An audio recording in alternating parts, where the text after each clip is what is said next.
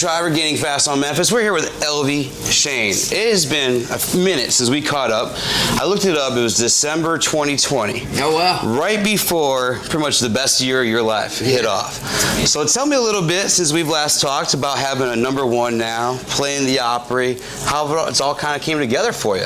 Dude, last year was crazy. I don't think there'll ever be a year that the rest of my life that I'll have so many firsts. Opry, #1, played Bonnaroo stage, not the festival, but I got to play on the farm. Went on my first tour with Brooks and Dunn.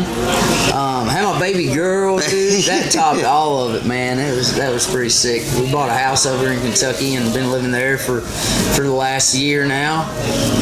Man, my life has just changed so drastically. Looking back, it's hard to, you don't really think about it because you're in the middle of it, you know. But until somebody asks you, it's pretty wild. Put you right there. That's awesome, man.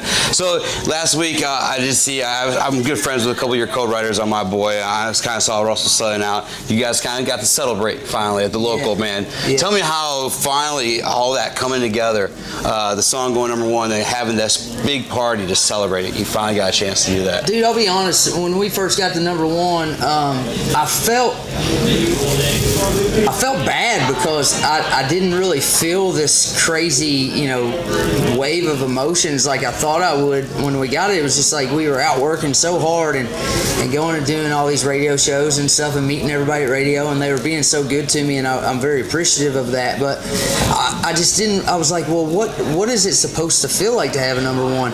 And it wasn't until the other night when I was on stage looking out at everyone who had a hand in it, and so that song touched me in a way when we first wrote it, and it touched thousands of people.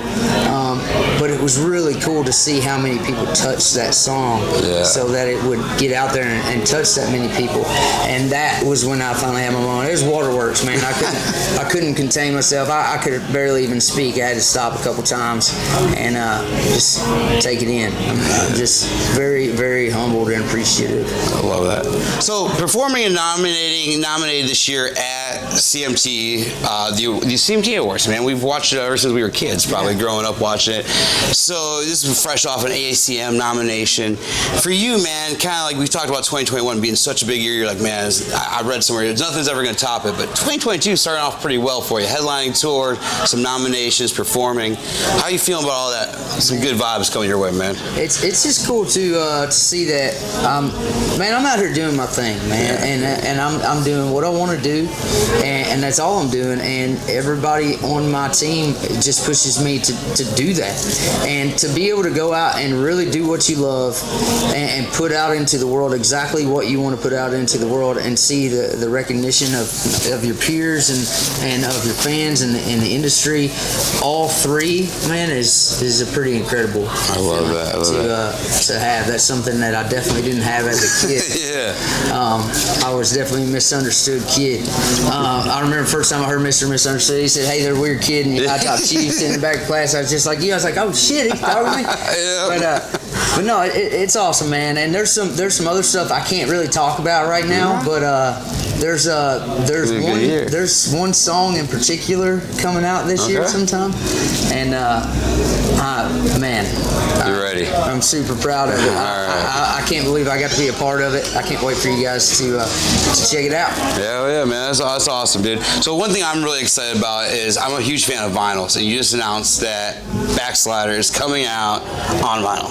Tell me about this, man. Backslider's coming out on vinyl, man. I've always wanted to have a vinyl record. At first, we didn't think we were going to be able to get it done, but we got it done. I just sit and listen to it front to back the other night with my producer, Oscar Charles, and it's a whole different listening experience, man. Vinyl is just better, bro. Dude, I still have in my living room when my parents moved here. We moved from West Virginia to Chicago in 1969. The first piece of furniture they bought was one of those old cabinet credenza style. Record players, man. I still have. I had changed out some needles dwindles over time, but it's still playing. They're playing all the old church albums and stuff on there, and I need it's to cool. find one. I want one for the house. Yeah. I've got a little tabletop one, but I need to get a.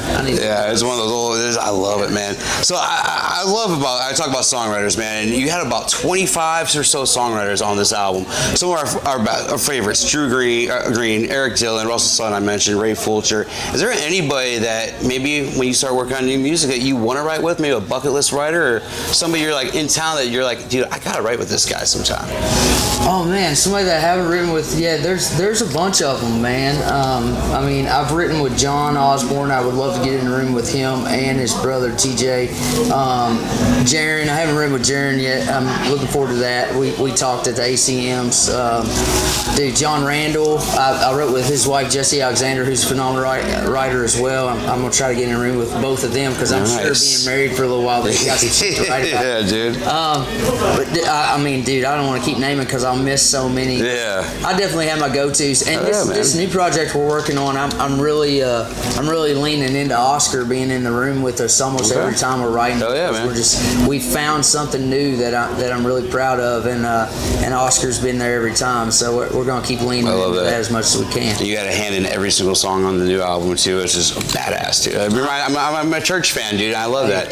The new one though, I will say there's gonna be, I know of one, maybe two outside cuts, but they are one of them's a heritage song. Yeah, all right. And it's a song. It's a classic country song that was a huge hit in 1983. There's a clue for you, and it was written by one of the crazy guys.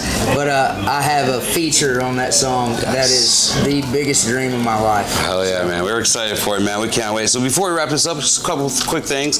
Your first time at Joe's. Yeah. Your headlining tour, My Kind of Trouble tour. Tell me a little bit about your anticipation for tonight before you take the stage, dude. I'm just glad that they don't remember my name because I used to call up here and bug the piss out of them wanting to come up here and play, man. So I've wanted to play here for years. It's been a dream, and I'm glad I get to take the stage here tonight, man. And I've just been so